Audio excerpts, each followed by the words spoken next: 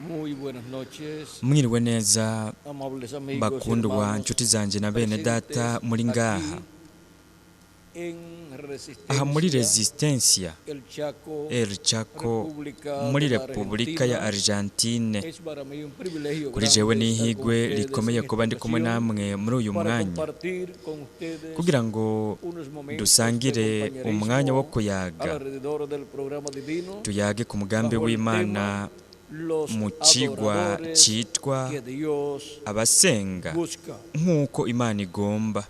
Y leemos en San Juan Kandi reka dusome muri Yohana Mutagatifu ikigabane cya kane verso 19 guhera ku murongo w'19 al 24 kugeza kuwa 24. en la conversación que Ni mu kiyago Yesu Kristo yagiranye n'umugore w'umusamariyakazi. Aho turahasanga ikintu ngirakamaro cyane. Reka dusome mu kigabane cya kane umurongo wa 19 kugeza kuwa 24 mu butumwa bwiza bwavuzwe na Yohana. Haravuga hati uno mugore aramubwira no kuvuga umunyasamariyakazi ati mugenzi, ndabona ko uri umuntu avugishwa n'Imana. Ba sogokuruza bacu basengera kuri uyu musozi, ariko mweho mugira ngo Yerusalemu niho hantu hakwiye gusengerwa. Yesu aramubwira ati nyizera nyina wanje, igihe kijya kuza si kuri uyu musozi cyangwa Yerusalemu muzosengera data. Mwebwe musenga icyo mutazi, tweho dusenga icyo tuzi, kuko gakiza gaturuka mu Bayuda. Ariko igihe kiza kandi kirashitse, niho abasenga b'ukuri bazosengera data mu mpwemu no mu kuri. Kuko data arondera abamusenga bameze batyo. Imana ni mpwemu, kandi abayisenga bakwiye kuyisenga mu mpwemu no mu kuri. Ese Imana yoha umugisha ubugingo bwacu bicishije mu ijambo ryayo, ikatwemerera kuritahura. Abasenga nk'uko data agomba, nk'uko Imana igomba, murashobora gufata ibyicaro byanyu.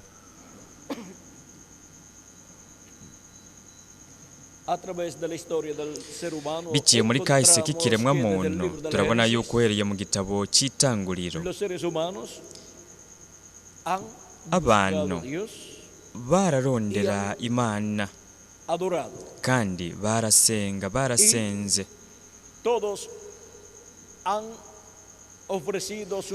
Kandi bose barashikaniye amasengesho yabo Imana. Abandi nabo bari mu bugarariji buboneka, bagarariza Imana, basenze ibindi bintu atari Imana. Ariko nimurabe ingene uhereye mu itanguriro tubona ko Adamu yasenze Imana, hanyuma turabona na Abeli nawe ariko arasenga Imana, na Kayini nawe nyene ariko arasenga Imana.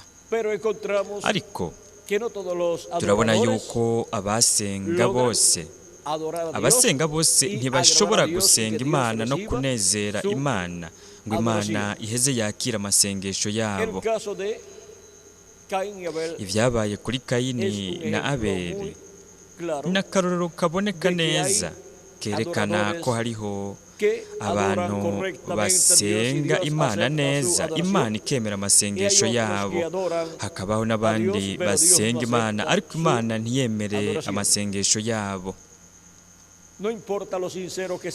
Naho abantu bobikora biboneka nk'ukuri, bakabikora bivuye ku mutima, bisabwa yuko uburyo bwo gusenga bwabo buba ari ubwiza nyabwo bubereye. Kuko butabereye ngo bube bushingiye ku vyagenwe vyashinzwe n'Imana, Imana ntiyemera ubwo buryo bayisengamo.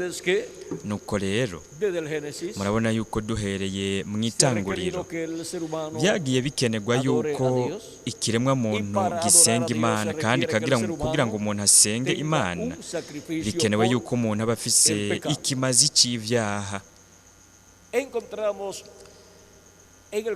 Turabona Caín y ku Abel. byabaye kuri Kayini na Abeli.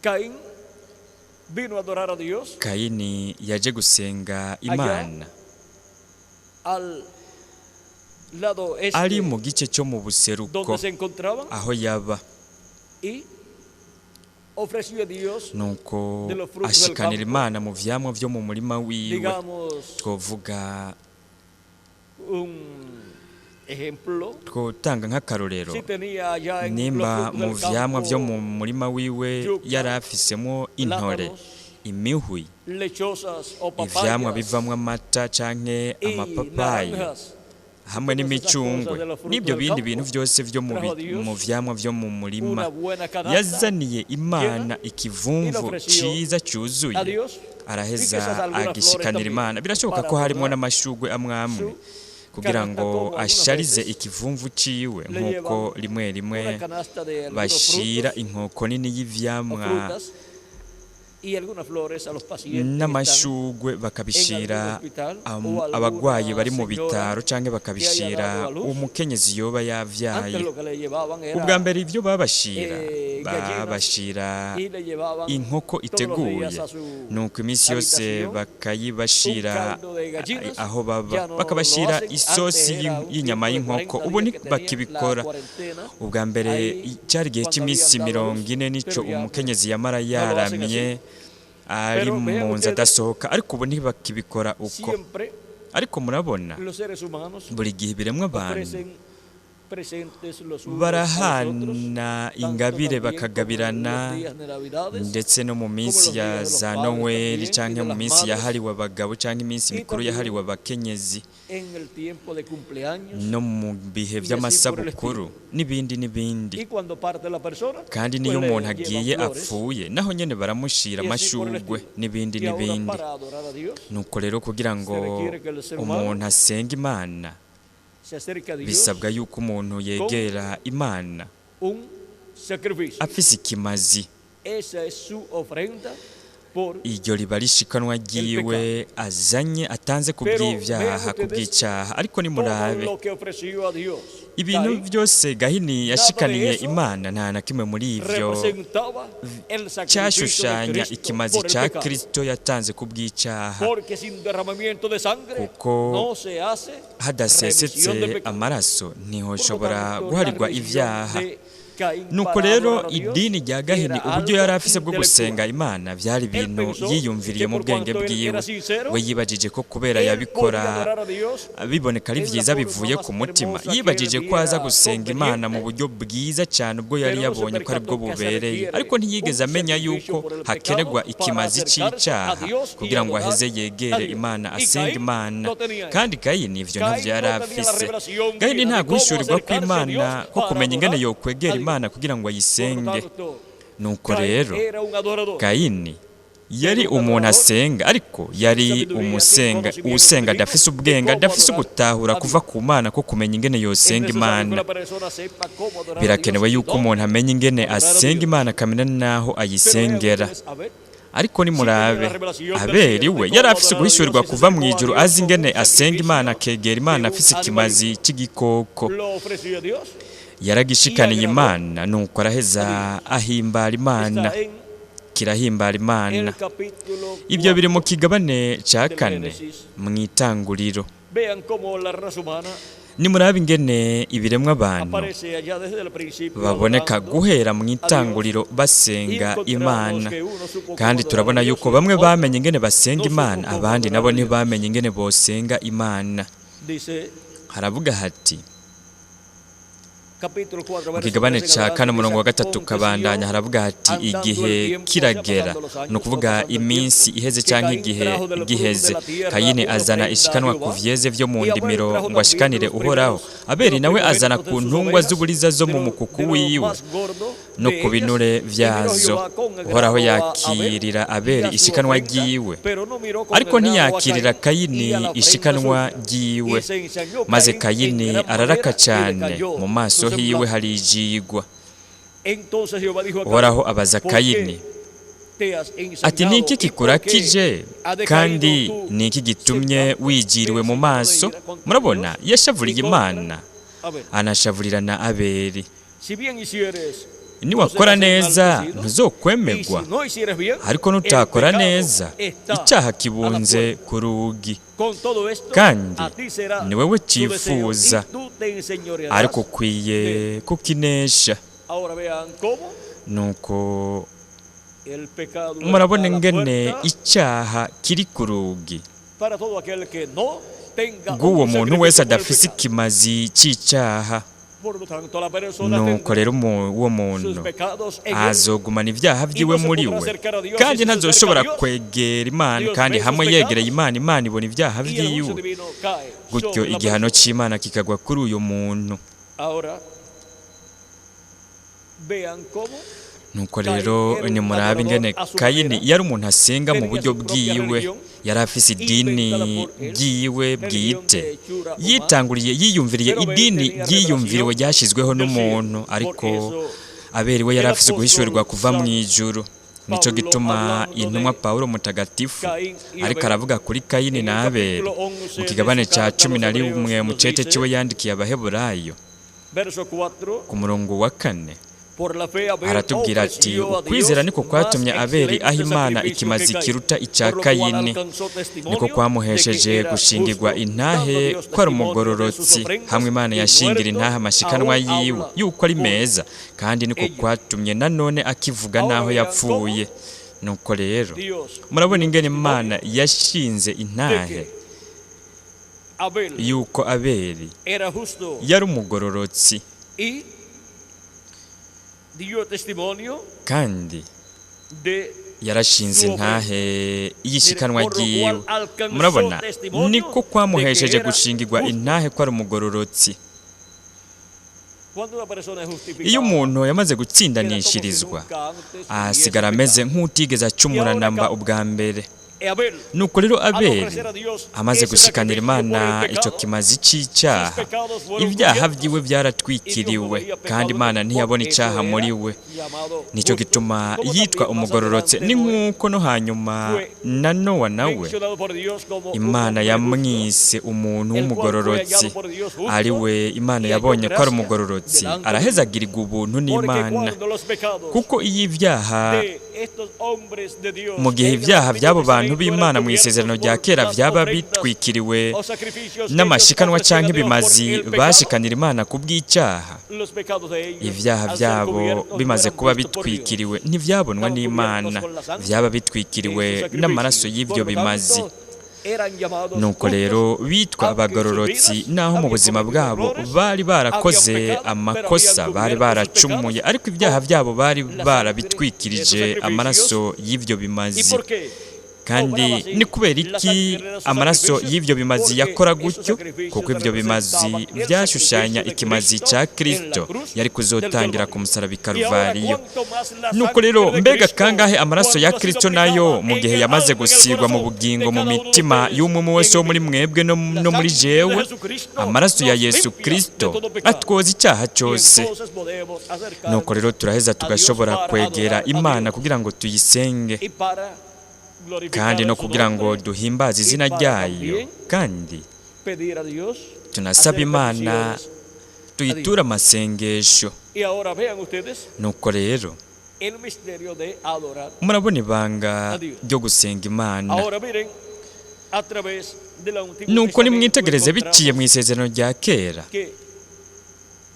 turabona yuko Imana yategetse umuvugishwa n'Imana Mose kubaka ihema, waryubake hagati mu ihanga ry'Abaheburayo, kandi muri iryo hema Imana yari ihari mu kibanza cyahera cyane ku ntebe yo guhongererako, ariyo yari ku isanduku y'isezerano. Kandi ihanga ry'Abaheburayo basenga Imana berekeye baraba iyo ngoro, iryo hema. Kandi hanyuma ihanga ry'Abaheburayo binjiye mu gihugu cy'isezerano, Imana yari yaramaze kubabwira biciye mu muvugishwa n'Imana Mose yuko bo bari kuzokorera Imana, bagasenga Imana, bagashikanira Imana amashikanwa n'ibimazi mu kibanza Imana yari kuzotoranya kugira ngo ihashire izina ryayo. Mu gusubira mu Vyagezwe ikigabane cya 12 umurongo wa 4 kugeza ku wa 14 haravuga hati, nimuze musenga Uhoraho Imana yanyu ubwo buryo bwabo, ni ukuvuga reka turabe kugira ngo mwebwe mubone ibiriko biravugwa ngaha. Mu kigabane cya 12 umurongo wa mbere haravuga hati, aya niyo mabwirizwa n'ivyashinzwe mukuye kuzokwitondera mukabishitsa iminsi yose muzoba muriho mw'isi muri mu gihugu uhoraho Imana yabasogokuruza banyu yabahaye ngo mucegukire. Nimuze mubure gusangangura ahantu hose aho ayo mahanga mugiye kwirukana yahora asengera ibigirwamana vyabo, no kuvuga ingoro zose n'imisozi mu bibanza vyose ibyo bihugu vyasengera ibigirwamana vyabo byari kubomogwa. Uko niko Imana yategetse ihanga ry'Abaheburayo ko bazobikora bamaze kwinjira mu gihugu c'isezerano. Harabandanya havuga hati nimuze mubure gusangangura ahantu hose aho ayo mahanga mugiye kwirukana yahora asengera ibigirwamana vyayo, ari ku misozi miremire, ari ku mirambi, ari munsi y'igiti cyose gitotahaye. Muze musangangure ibicaniro vyabo, mumenagure amabuye bashinze, muturire inkingi bashingiye Ashera, mutemagure n'ibishushanyo bibajwe by'ibigirwamana vyabo, muzimirize amazina yavyo aho hantu vyahora. Kuko ihanga ry'Abaheburayo bari bafise Imana y'ukuri, bafise n'iyobokamana ry'ukuri, uburyo nyabwo bw'ukuri bwo gukorera Imana umuremyi w'amajuru n'isi. Ni ukuvuga bari bafise uguhishurirwa nyakuri kw'Imana ko gukorera Imana no gusenga Imana, kandi binjiye mu gihugu c'isezerano bategerezwa gushyiraho uburyo nyabwo bwo gusenga Imana. Ni ukubundi buryo bwose bwo kuyisenga bwategerezwa gukugwa hagati muri abo bantu. Nimuze musenge uhoraho Imana yanyu ubwo buryo bwabo, ni ukuvuga ngo ntimuzokore ibishushanyo bibajwe amabuye n'inkingi zishinze.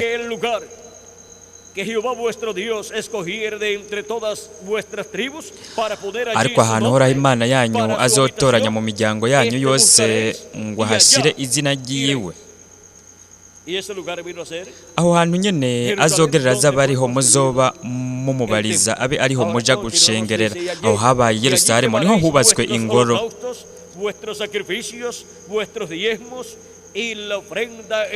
Kandi azabariho mujane ibimazi vyanyu vyo koswa n'ibimazi vyanyu bindi n'ibigira cumi vyanyu mutanga n'amashikanwa yanyu mumugereye, nayo gushitsa amasezerano nayo mutanga muvyigombeye n'izuburiza zo mu masho yanyu no mu mikoko yanyu. Azabariho murira imbere y'Uhoraho Imana yanyu, abariho munezeranwa nabo mu ngo zanyu, munezererwa ibikorwa vyose mwakoze ivyo Uhoraho Imana yanyu yabahereyemwo umugisha. Nimuze mugenze nk'uko twagenza tukiri ino muri iki gihe, aho umuntu wese akora icyo yigombeye. Ni ukuvuga ntibari gukora nk'uko bakora mu bugaragwa, aho umuntu wese yakora ibyo yigombeye yabonye ko ari byo vyiza, kuko mutarashika mu buruhukiro no mu ishamvu Uhoraho Imana yanyu yabahaye. Nimwaja buka Yorodani mukamara gushika hasi muri ico gihugu Uhoraho Imana yanyu yabahaye ku ishamvu, akabaha kuruhuka, mumaze kugira abansi banyu bose babakikije, bigatuma kwibera amahoro atankomanzi. Maze ahantu Uhoraho Imana yanyu azotoranya ngo hashire izina ryiwe ngo rihabe, azaba ariho mujana ivyo mbagera vyose, bimazi vyanyu vyo koswa n'ibimazi vyanyu bindi n'ibigira cumi vyanyu mutanga n'amashikanwa yanyu mu mugereye n'ivy'indobanurwa vyo gushitsa amasezerano mwasezeraniye Uhoraho. Muze munezererwe imbere y'Uhoraho Imana yanyu, mwe n'abahungu banyu n'abakobwa banyu n'abagurano banyu n'abaguranokazi banyu n'abalewi baba muri mwebwe, kuko abalewi atamugabane canke ishamvu bafise muri mwebwe. Abalewi nta mugabane canke ishamvu baba bafise, ariko bari kunezererwa mu kibanza Imana yatoranije ngo ishiremwo izina ryayo. Nuko rero murabona yuko Imana ivuga yuko bose, nukuvuga sekuru, papa, umwana n'umwuzukuru bose n'abagurano bose bari kunezererwa imbere yande, imbere y'Imana. Kuko kuza imbere y'ukugaragara kw'Imana nukuza mu kibanza kirimwo umugisha, kugira ngo abantu banezererwe imigisha y'Imana, banezererwe mu Mana. Nuko harabandanya havuga hati muze mwirinde mwoye kuzopfa gutangira ibimazi byanyu byo koswa ahantu hose mubonye, ariko ahantu uhoraho azotoranya mu ishamvu y'umwe mu miryango yanyu azabe ariho mutangira ibimazi byanyu byo koswa, azabe ariho mukorera ibyo mbagera byose. Nimurabe ingene Imana yategetse ihanga ry'Abaheburayo yuko bari gusengera Imana bagashikanira Imana ibimazi byo koswa n'ayandi mashikanwa, bakabishikanira Imana mu kibanza Imana yari kuzotoranya kugira ngo ihashire izina ryayo. Kandi Yerusalemu niho Imana yatoranije kugira ngo ihashire izina ryayo, kuko aho niho hashizwe ingoro, niho hubatswe ingoro, kandi aho hari izina ry'Imana, kuko izina ry'Imana riba imbere mu ngoro y'Imana ku mutemere wo guhongerera ko, kuko ku mutemere wo guhongerera ko hagati y'abakerubi babiri b'inzahabu niho haba marayika w'Uhoraho, marayika w'isezerano mu mucyo wa Shekina. Kandi marayika w'isezerano, nimwitegereze ibyo tubwirwa mu gitabo cyo Kuvayo ikigabane cya 23, ikigabane cya 23 umurongo wa 20 ukabandanya mu Kuvayo haravuga hati, ehengira ntume umumarayika imbere yanyu abazigame mu nzira, abashikane aho nateguye. Muze mumwubahe mumwumvire, ntimuze mumugararize, kuko atazobaharira ibicumuro byanyu, kuko izina ryanje riri muri we. Izina ry'Imana riba hehe? Muri marayika w'Uhoraho, marayika w'isezerano, uwabohoye ihanga ry'Abaheburayo biciye mu mvugishwa n'Imana. Mose araheza acisha ihanga ry'Abaheburayo mu bugaragwa kugeza bashikanye mu gihugu cy'isezerano. Kandi uwo marayika w'Uhoraho yarabwiye umuvugishwa n'Imana Mose ati, ndi Imana ya Aburahamu na Isaka na Yakobo, kuko iyo niyo Mana nyene umuremyi w'amajuru n'isi, yari mu mubiri wayo wa teofaniya. Nicyo gituma yitwa marayika w'Uhoraho canke marayika w'isezerano, ari we abamwo izina ry'Imana.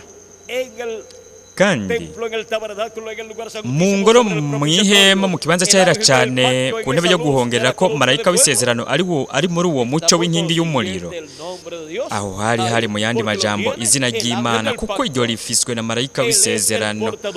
We niwe abamwo izina rihoraho ry'Imana. Nicyo gituma igihe Mose yabaza marayika w'Uhoraho akabaza Imana yo nyene ubwayo iri mu mubiri wayo wa teofaniya ati, mbega witwa gute? Kugira ngo niyo bambaza izina ryawe nzoshobore kubwira ihanga ry'Abaheburayo izina ryawe iryo ari ryo. Ati, nibambaza izina ryawe mbega nzobishura iki? Imana yarahejeje imuha indome zine z'indagi, arizo ye, iyo ni iy'ikigiriki, he, we na he. Izo nizo ndome yamuhaye nk'izina ry'Imana, izina rya marayika w'Uhoraho, marayika w'isezerano, ari we afita izina ry'Imana. Nuko rero nimurabe ingene mu ngoro hari izina ry'Imana muri marayika w'isezerano, ari we yaba ku mutemere wo guhongerera ko mu kibanza cyahera cyane mu mucyo w'inkingi y'umuriro. Nicyo gituma yabwiye umuvugishwa n'Imana Mose mu gitabo cyo Kuvayo ikigabane cya 25 ku murongo wa 21 kugeza ku wa 22. Imana yarabwiye Mose iti, uheze urumye uwo mutemere wo guhongera ko kuri ya sandugu,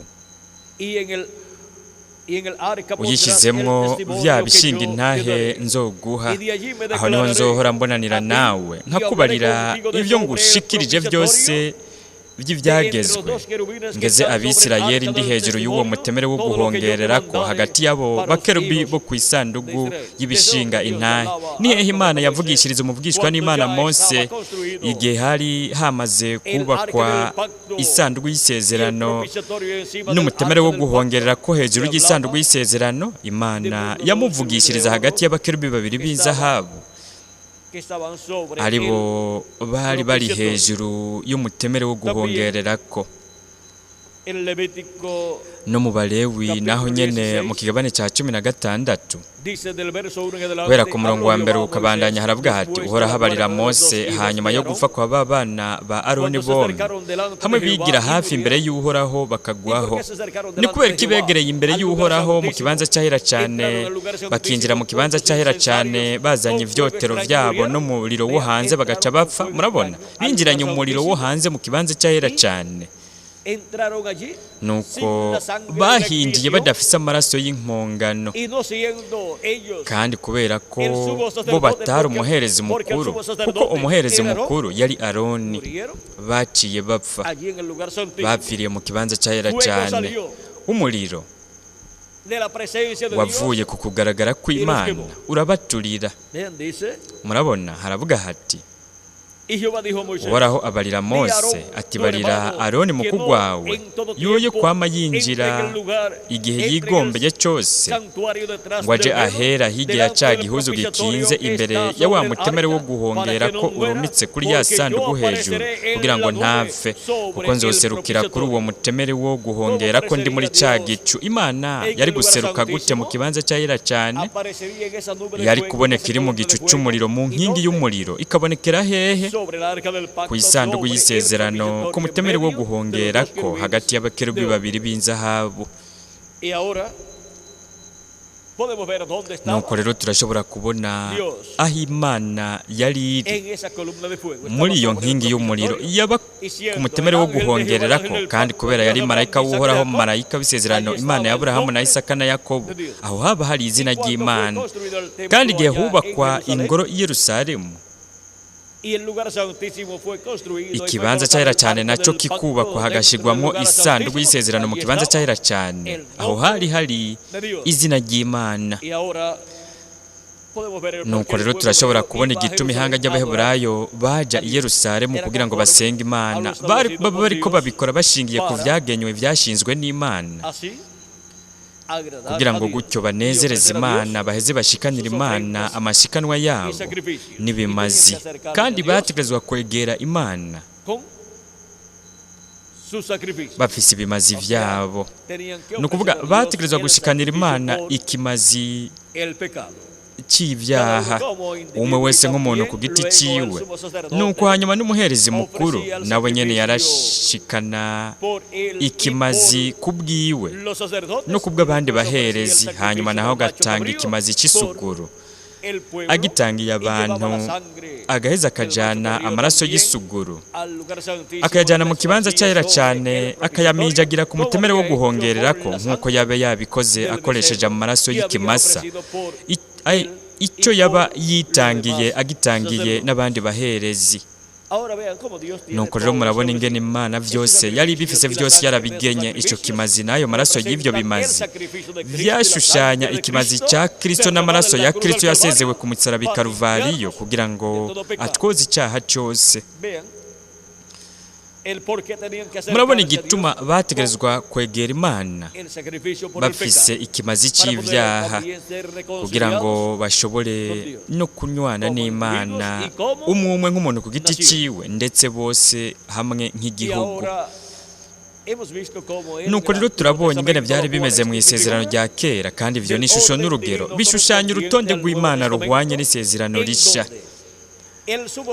aho umuherezi mukuru ari umukunda wacu Mwami Yesu Kristo ari we yatanze ikimazi cy'ibyaha ku musaraba Karuvariyo kandi yajanye imbere yo kugaragara kw'Imana ikimazi ciwe yahajanye amaraso yiwe ayashira mu ngoro y'Imana yo mwijuru atari mu ngoro yo ku isi imwe yari iri Yerusalemu ahubwo yajanye mu ngoro y'Imana yo mwijuru kuko Kristo ni umuherezi mukuru wo mu ngoro yo mwijuru we ni Melikisedeki umwe yiyereka Aburahamu kandi icyo nicyo gituma we ari umuherezi mukuru wo mu rutonde rwa Melikisedeki urutonde rwo mu ngoro yo mwijuru nicyo gituma we yaduze mwijuru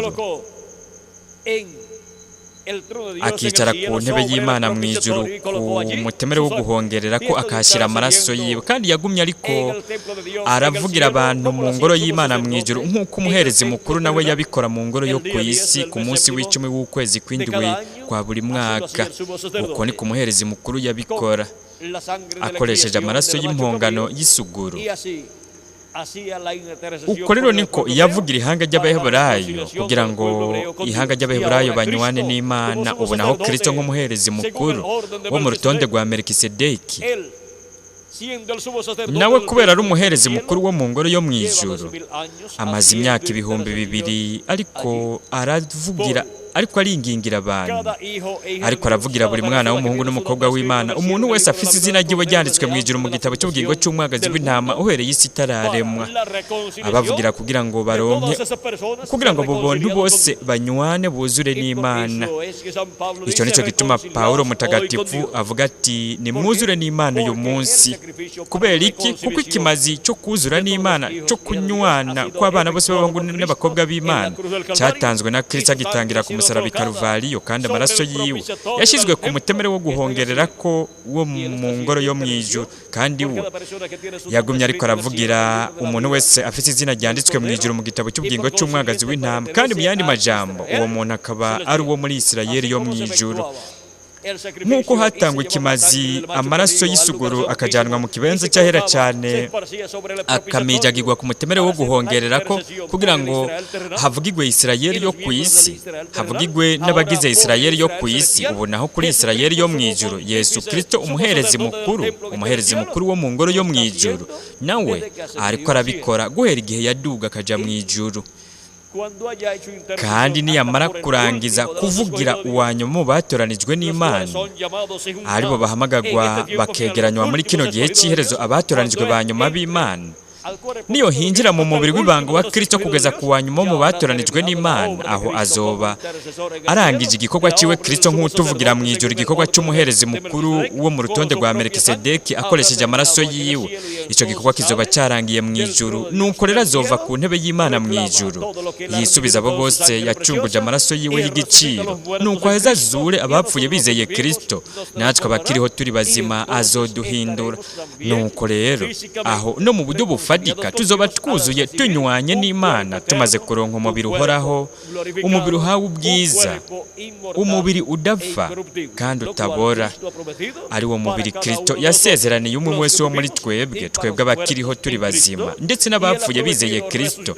Kandi we yasezeranye kuzozura abapfuye bizeye Kristo ku munsi w'iherezo, aricyo kimumbi kigira indwi muri Yohana ikigabane cya 6 umurongo wa 39 kugeza ku wa 40. Ariko aravuga ku bamwizera, avuga yuko azobazura. Nuko nimurabe ngaha mu kigabane cya 6 umurongo wa 40 muri Yohana haravuga ati kuko iki aricyo data agomba yuko ubona umwana wese akamwizera agira ubugingo budashira, nanje nkazomuzura ku munsi w'iherezo. Icyo ni kimumbi cy'indwi canke umunsi w'umwami canke umunsi w'uhoraho, kuko umunsi umwe imbere y'umwami ni nk'imyaka 1000 kuri twebwe ngaha ku isi. Muri Petero wa 2 ikigabane cya 3 umurongo w'8 harashinga intahe y'uko kuri ko umunsi umwe imbere y'Imana ari imyaka 1000 kuri twebwe, n'imyaka 1000 ni nk'umunsi umwe. N'umuvugishwa n'Imana Mose muri Zaburi ya 90 umurongo wa 4 nawe yarashinze intahe y'uko kuri. Nuko rero kubera ko dufise ikimazi cy'ivyaha, ikimazi cya Kristo cyatangiwe ku musaraba i Karuvaliyo, n'amaraso yiwe yashyizwe ku mutemere wo guhongerera ko canke icicaro c'imbabazi cyo mu ngoro yo mu ijuru, kandi amaraso yiwe akaba yarasizwe mu bugingo bwacu mu mitima yacu.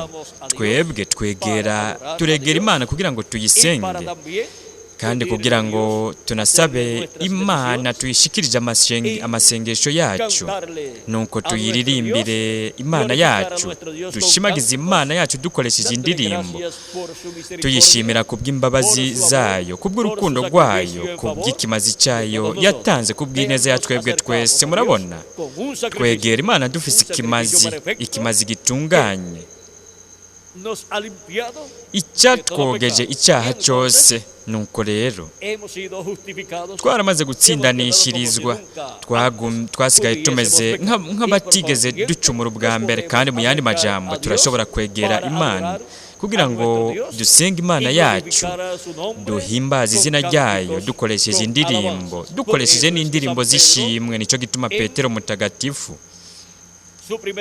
mu cyete kiwe cya mbere, muri Petero wa mbere ikigabane cya mbere, reka turabe muri Petero wa mbere ikigabane cya kabiri, haravuga ku murongo w'9, haravuga hati, ariko mweho muri ubwoko bwatoranijwe, mukoranije kuba abami n'abaherezi, muri hanga ryera, abantu bashyiriweho kuba inyegu yiharije, kugira ngo mukwize ishimwe ry'iyabahamagaye, ikabakura mu mwiza, ikabashyitsa mu mucyo wayo utangaje. Mbega hanavuga iki kandi? Muri iki kigabane nyene cya kabiri, umurongo wa 4 kugeza ku wa 5, haravuga hati, nuko mumwegere, ari we buye rifise ubugingo, ryagawe n'abantu, ariko ku Mana ryaratoranijwe, riri n'igiciro. Mubakwe nk'amabuye afise ubugingo, kugira ngo mube inzu yo mu buryo bw'impwemu, mugire ibanga ry'ubuherezi ryera, ngo mutange ibimazi mu buryo bw'impwemu bishimwa n'Imana ku bwa Yesu Kristo. Nuko rero nimurabe ingene biciye muri Yesu Kristo, ari we muherezi mukuru wo mu ngoro yo mu ijuru, turashikanira Imana ibimazi, tugashikanira Imana indirimbo z'ishimwe, gutyo tugashikanira Imana ibimazi byo mu buryo bw'impwemu bishimwa n'Imana, kuko turabaherezi b'Imana kandi turi n'abaherezi ba Kristo, kandi nawe n'umuherezi mukuru. Nuko rero mu nzu y'Imana yo mu ijuru, twebwe turahashikana ibimazi byacu n'indirimbo z'ishimwe, kandi Kristo kubera ari umuherezi mukuru, ibyo bimazi abishyira imbere yo kugaragara kw'Imana, biremegwa kuko hari ikimazi cy'impongano cya Kristo yadutangiye twebwe twese. Hatariho icyo kimazi ngo kibe gishyitswe mu ngoro y'Imana mu ijuru ku mutemere wo guhongerera ko amaraso yiwe abe ariho ari, icyo kimazi kitahari, indirimbo zacu zishimwe n'amasengesho yacu ntibyoshobora kwakirwa n'Imana. Ariko kubera ko twegera dufise ikimazi gitunganye, nk'uko Abeli yegereye Imana afise ikimazi naho kitari gitunganye, ariko icyo kimazi cyashushanya ikimazi cya Kristo, nicyo gituma ibyaha byiwe byatwikiriwe. Ubu rero twebwe twegera dufise ikimazi cy'umwagazi w'intama w'Imana n'isuguru y'impongano. Icyo ni ikimazi gitunganye, aricyo cyadukuye ku ibyaha byacu, kandi amashikanwa yacu n'ibimazi byo mu buryo bw'impwemu biremegwa n'Imana, birashika imbere yo kugaragara kw'Imana. Nuko gutyo nk'abaherezi b'Imana turakorera Imana, tugasenga, tugashikanira Imana ibimazi n'amashikanwa byo mu buryo bw'impwemu binezera Imana, kandi ibyo bimazi birashika mu ngoro y'Imana yo mu ijuru. Ariko nimwitegereze nk'uko ihanga ry'Abaheburayo, aya mashikanwa yose n'ibimazi n'amasengesho baha Imana babikorera mu ngoro yari iri ku isi, kugira ngo bishike mu ngoro y'Imana yo mu ijuru. Nuko rero mbega ubu naho twebwe ni hehe dufise ingoro dukwiye kuba turimo, tugashimagiza Imana, tugasenga Imana, gutya ayo masengesho agashika mu ngoro y'Imana mu ijuru? Pawulo mu Bikorinto ba mbere aravuga ati, mbega ntimuzi yuko muri ngoro y'Imana, kandi ko mpwemu w'Imana aba muri mwebwe? Kandi mu Bikorinto ba mbere ikigabane cya 3 umurongo wa 16, kandi no ku mibiri yacu, Pawulo mutagatifu mu Bikorinto ba mbere aravuga ati, imibiri yanyu ni ingoro mpwemu yera abamwo. Nk'abantu umwe ku giti cyacu turi ingoro y'Imana, kandi nk'umubiri w'ibanga w'abizera Kristo no kuvuga abizera Kristo bose bagize umubiri w'ibanga w'abizera witwa ishengero ry'umwami Yesu Kristo, ariyo ngoro yo mu buryo bw'impwemu ya Yesu Kristo. Kandi turi muri iyo ngoro, turi abagize iyo ngoro aho twebwe twavukiye biciye mu kuvuka ubugira kabiri. Muri iyo ngoro aho niho dukorera Imana, niho dusengera Imana, niho dunashikanirira Imana ibimazi byo mu buryo bw'impwemu. Kandi dushika imbere y'Imana tuyisenga, tuyihimbaza, dushikanira Imana ibyo bimazi byose byo mu buryo bw'impwemu, kandi duhimbaza Imana, turirimbira Imana yacu. Murabona ko byose tubikorera hehe? Mu nzu y'Imana, ariryo shengero ry'umwami Yesu Kristo. Aho niho we yashize izina ryiwe, nk'uko Imana yashize izina ryayo muri marayika w'uhoraho, ariyo Mana yo nyene yari mu mubiri wayo wa Teofaniya. Aho hari izina ry'Imana, kandi mu nyuma iryo zina ryashyizwe mu ihema yubatswe na Mose no mu ngoro yubatswe na Salomo mu nyuma, kuko aho haba hari isanduku y'isezerano, kandi aho haba hari Imana ya Aburahamu na Isaka na Yakobo. Ubu naho Imana yarashize izina ryayo muri Yesu. Hanyuma Yesu nawe izina ryiwe yarishize hehe? Mu ishengero ryiwe. Nuko rero ubu ikibanza gihamagarirwamo kikegeranirizwamo abana bose b'abahungu n'abakobwa b'Imana ni mu ishengero ry'umwami Yesu Kristo. Umwe wese agahamagagwa mu ntambuko cyangwa mu gihe aramukiwe kubamwo, kuko ishengero rya Yesu Kristo ni umubiri w'ibanga w'umwami Yesu Kristo. Kandi mu yandi majambo, ni Kristo wenyine ubwiwe ahari mu buryo ameze nk'ishengero ryiwe. Ni nk'uko iyo agatete k'ingano iyo kabibwe mu ivu, mu nyuma hamera igitegwa, kandi urwo ruba ari rwa rutete rw'ingano rumeze nk'igitegwa. Nuko rero ubu ishengero rya Yesu Kristo ni umubiri w'ibanga wa Kristo. Ni Kristo nyine ahari mu buryo bw'ishengero ameze nk'ishengero. Nicyo gituma avuga ati, imuhira kwa data hari amazu menshi, yaba atariho mba ndabibabwiye, kuko ngiye kubategurira ahanyu, kandi ko ngiye kubategurira ahanyu nzogaruka kubajana, nukuza kwe kwa kabiri nzogaruka kubajana iwanje. Ni kubera ko avuga ati iwanje, kuko turi umubiri wiwe w'ibanga w'abizera, turi ingoro yiwe yo mu buryo bw'impwemu, iyi Imana ibamo, iyo Yesu Kristo abamwo. Kandi aho niho we yashyize izina ryiwe. Nzogaruka kubajana iwanje, ngo ahondi namwe abe ariho muba. Kandi azotujana mu nzu ya data wacu mu ijuru mu munsi mukuru ukomeye w'ibirori by'ubukwe bw'umwagazi w'intama. Byari ku munsi w'iherezo, mu mwaka w'uwe wo mu munsi w'iherezo, mu mwaka w'uwe wo mu kimombi cy'indwi, nabyo tuzi. Ariko nitwamara guhindurwa, ego tuzobimenya, kuko nitwamara guhindurwa twese tuzoja mu nzu ya data wacu mu ijuru mu munsi mukuru ukomeye w'ibirori by'ubukwe bw'umwagazi w'intama. Nuko rero turabonye yuko abasenga Imana mukuri bari hehe? Bari mu nzu y'Imana, bariko barasenga Imana. Basenga Imana gute? Bayisenga mu mpwemu no mukuri. Kandi icyo nicyo gituma bategerezwa kuvuka ubugira kabiri, bakabyagwa n'amazi na mpwemu, kugira ngo bashobore gusenga Imana mu mpwemu no mukuri. Kuko utavutse ubugira kabiri ntashobora kubona ubwami bw'Imana, ntashobora gutahura iby'ubwo bwami. Utavyawe n'amazi na mpwemu ntashobora kwinjira mu bwami bw'Imana, ntashobora kwinjira ngo abe uwugize ishengero ry'umukundo wacu mwami Yesu Kristo, ntashobora kuba uwugize iyo ngoro yo mu buryo bw'impwemu. Iyo dusengeramwo Imana yacu tukayisenga mu mpwemu no mukuri.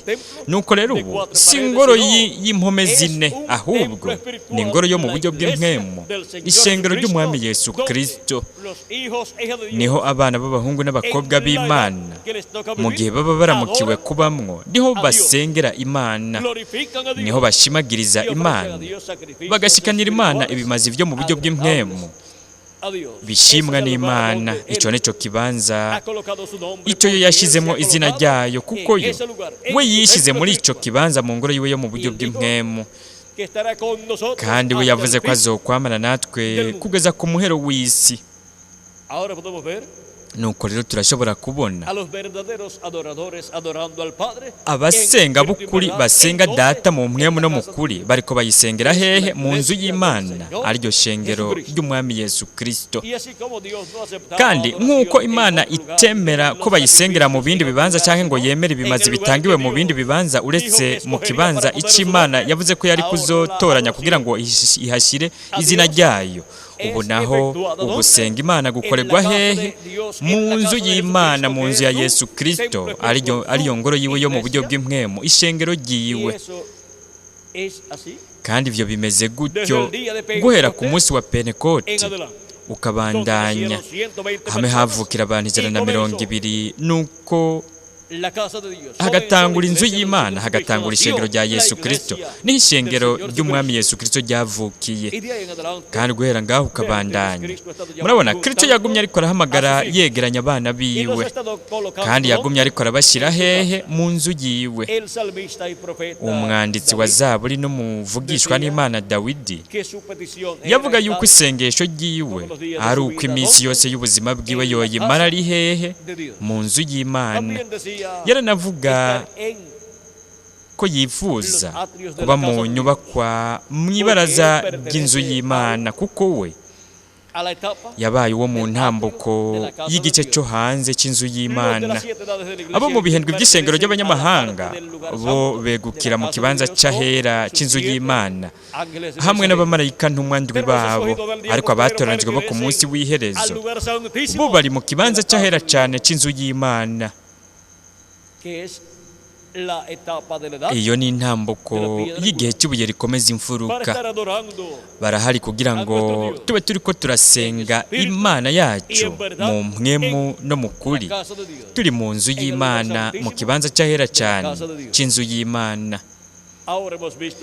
Nuko rero turabonye iri banga ry'abasenga nk'uko Imana igomba, n'abasenga data mu mpwemu no mu kuri, aribo bavyawe n'amazi na mpwemu.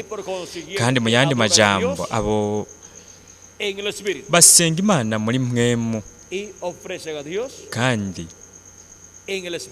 bashikanira Imana muri mpwemu izo ndirimbo z'ishimwe n'amasengesho n'ibindi bimazi vyo mu buryo bw'impwemu. Iyo nzu, ishengero ry'umwami Yesu Kristo, izohabwa ubwiza. Ni ukuvuga abapfuye bizeye Kristo bazozukira mu mibiri ihoraho, natwe abakiriho turi bazima tuzohindurwa. Nuko rero iyo nzu izoba yeguriwe Imana kugira ngo Imana iyibemo mu mwuzuro wayo wose, kuko Pawulo aratwigisha mu cyete cyiwe yandikiye Abanyefeso mu kigabane cya 2 umurongo wa 19 ukabandanya, ariko aratubwira kuri iyo nzu, atubwira ko twebwe turi iyo nzu. Aravuga ati, nuko ntimukira abashyitsi na kavantara, ariko musangiye ubwoko n'abera, muri abo mu ngoro y'Imana, uko mwubatswe ku mabuye y'itanguriro, ariyo ntumwa n'abavugishwa n'Imana. Kristo Yesu ari we buye rigumya imfuruka, muri we ingoro yose yubatswe neza irakura, ngo ibe urusengero rwera mu mwami wacu. Muri we namwe murubakanwa kugira ngo muheshwe na mpwemu kuba ingoro Imana ibamwo. Kandi Imana izoba mu mwuzuro wayo wose, muri umwe wese wo muri mwebwe no muri jewe nanje, muri umwe wese wo mu bana b'abahungu n'abakobwa b'Imana bo mu bihe byarenganye, bari kumwe n'abamarayika ntumwa babo. Izobabamo mu mwuzuro wayo wose. Mu bihe ndwi Imana yabaye mu bantu mu mushuzo wa mpwemu, ariko ku munsi w'iherezo abapfuye bizeye Kristo nibazukira mu mibiri ihoraho, natwe bakiriho turi bazima tugahindurwa. Aho izoba iri muri twebwe mu mwuzuro wayo wose, uzoba ari umwuzuro w'Imana, uzoba ari umwuzuro wa mpwemu yera. Mpwemu yera abaye muri watoranijwe n'Imana, mu bariko barahaba muri kino gihe, ndetse no mu bagiye mu bihe byarenganye. Kandi azoba ariko araba mu mwuzuro wiwe wose mu ishengero ry'iwe, ariyo ngoro yiwe yo mu buryo bw'impwemu, nk'uko twebwe turi ingoro yo mu buryo bw'impwemu nk'abantu ku giti cyacu. Umubiri w'ibanga wa Yesu Kristo nawe ishengero ry'iwe nk'umubiri w'ibanga w'abizera ni ingoro yo mu buryo bw'impwemu ya Yesu Kristo. Niho hasengerwa Imana, hagashikanirwa Imana indirimbo z'ishimwe zo mu buryo bw'impwemu, ibimazi byo mu buryo bw'impwemu binezera Imana yacu. Buri muntu, buri mwana w'umuhungu n'umukobwa w'Imana, kugira ngo asenge Imana ategerezwa kuba ari hehe? Mu nzu y'Imana, mu kibanza Imana yatoranije kugira ngo ihashyire izina ryayo, kuko aho niho Kristo ari, kandi aho hari izina rya Kristo, kandi aho niho we yakirira amasengesho y'abana biwe. Kandi umuntu ategerezwa kuba ari mu gihe gihwanye n'igihe we ariko arabamwo, ni ukuvuga yuko ategerezwa gusenga Imana mu gihe kigezweho, mu ntambuko ihwanye n'ishengero rya Yesu Kristo, mu gihe umuntu aba ariko arabamwo. Nuko rero ni hehe Pawulo mutagatifu n'umugwi wiwe basengeye? Yasengeye mu gihe cya mbere cy'ishengero ry'abanyamahanga, niho yasengeye Imana mu mpwemu no mu kuri, ari kumwe n'abantu bo muri icyo gihe cya mbere. Kandi gutyo buri mumarayika ntumwa n'umugwi wiwe barasenze Imana mu gihe baramukiwe kubamwo muri icyo gice cy'ingoro yo mu buryo bw'impwemu. Ubu naho ni hehe natwe dusengera Imana muri kino gihe turiko turabamwo? Dusengera mu nzu y'Imana, mu ishengero rya Yesu Kristo, mu gihe cy'ibuye rikomeza imfuruka, igihe cy'ikibanza cyahera cyane cy'ingoro yo mu buryo bw'impwemu y'umukunda wacu Umwami Yesu Kristo. Aho niho abasenga Data mu mpwemu no mu kuri, niho basengera muri kino gihe cy'iherezo icyo twebwe turiko turabamwo. Kandi abamusenga bameze batyo nibo Data ashaka ko bamusenga muri kino gihe cy'iherezo. Ashaka ko bamusengera mu gice ikihe cy'ingoro, mu gice cy'ingoro cyitwa ikibanza cyahera cyane cy'umubiri w'ibanga wa Yesu Kristo, aricyo gihe cy'ibuye rikomeza imfuruka. Aho niho dushikanirira Kristo amasengesho yacu muri kino gihe cy'iherezo. Kandi niho Imana ihamagarira ikegeraniriza abatoranijwe bayo kugira ngo bayisenge mu mpwemu no mu kuri. Abo nibo Imana igomba ko bayisenga. Kandi azotuma abamarayika biwe n'ijwi rirenga ry'inzamba bakoranya abatoranijwe biwe guhera iy'ijuru ritangurira kugeza ku yindi mpera, niko bivugwa muri Matayo ikigabane cya 24 umurongo wa 31. Ni Kristo wenyene ariko arabivuga. Kandi abatoranijwe biwe muri kino gihe bari kuzoba bariko barasenga Data mu mpwemu no mu kuri. Bamusengera hehe? Mu nzu ya Yesu Kristo, mu nzu y'Imana, mu ngoro yo mu buryo bw'impwemu ya Yesu Kristo, ariryo shengero ryiwe, mu gihe cy'ibuye rikomeza imfuruka. Aho niho twebwe dusengera Imana yacu, niho dusengera Umwami wacu Yesu Kristo muri kino gihe cy'iherezo. Kandi we abandanya ariko arahamagara yegeranya, abandanya ariko ararondera ahamagara abamusenga, abazosenga Data mu mpwemu no mu kuri muri kino gihe cy'iherezo. Kandi ubu yaramaze guhamagara no kwegeranya benshi, ariko abandanya ariko arahamagara yegeranya n'abasigaye. Nuko rero igihe cy'ibuye rikomeza imfuruka, igihe cy'ikibanza cyahera cyane kiriko gishikirizwa hehe? Muri Amerika Latine na Karayibe. Niho we ariko arahamagara aronderera yegeraniriza abasenga nk'uko Imana igomba ko bayisenga, abarondera kugira ngo bayisenge mu mpwemu no mu kuri. Abasenga nk'uko Imana igomba.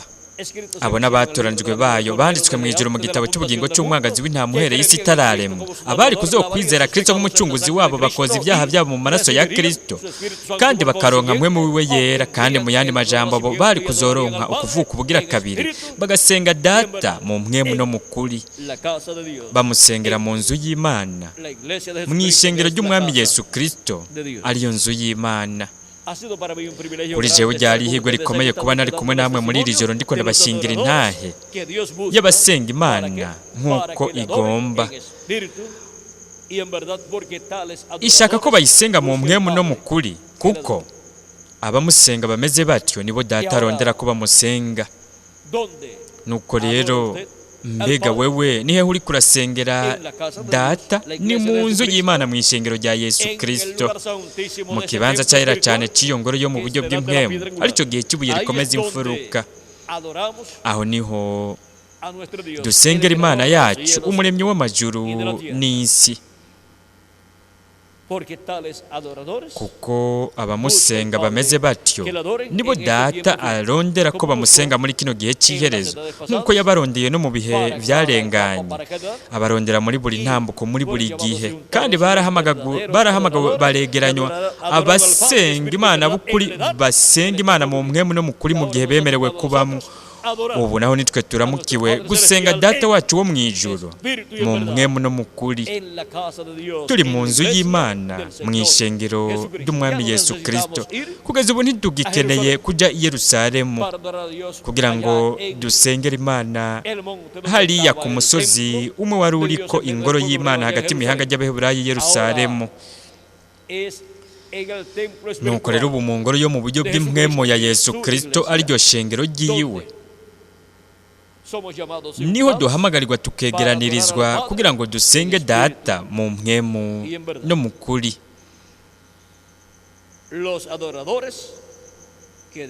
Abasenga Imana nk'uko igomba, kandi yaramaze kuturonka twebwe, izoronka n'abasigaye kugira ngo baze basenge Data mu mpwemu no mu kuri muri kino gihe, mu gihe cy'ibuye rikomeza imfuruka mu ngoro yo mu buryo bw'impwemu ya Yesu Kristo. Ese imigisha y'umuremyi w'amajuru n'isi yoba kuri mwebwe mwese, ikaba no kuri jewe nanje.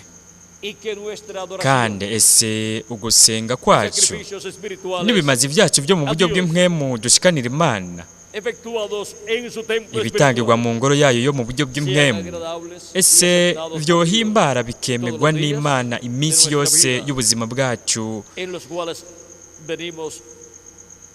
ariyo minsi twajemo kugira ngo dusenge Imana mu mpwemu no mu kuri. Kandi ese vuba aho kuzura igitigiri cy'abatoranijwe ab'Imana irondera ko bayisenga, nuko vuba bapfuye bizeye Kristo bazuke, natwe abakiriho turi bazima duhindurwe, gutyo tujyanwe mu nzu ya Data wacu mu ijuru, tuje mu birori by'ubukwe bw'umwagazi w'intama, mu izina rihoraho ry'umwami Yesu Kristo. Amen kandi amen. Ni byiza turabonye ibanga rikomeye ry'abasenga Imana uko igomba, kandi turabonye yuko umuntu ategerezwa kwinjirira mu irembo mu nzu y'Imana, kandi iryo rembo ni Yesu Kristo umucunguzi wacu. Twinjirira muri iryo rembo, muri urwo rugi, tukinjira mu nzu y'Imana kugira ngo tube bagize inzu y'Imana, gutyo dusenga Imana. Twinjirira muri urwo rugi twizeye Kristo nk'umucunguzi wacu, tukoza ibyaha byacu mu maraso ya Kristo, gutyo tukaronka mpwemu wiwe yera. Ese imigisha y'Imana yoba kuri mwebwe mwese. Ndabashimiye cyane kuba mwanteze amatwi mubikunze. Mwese mugire ijoro ryiza.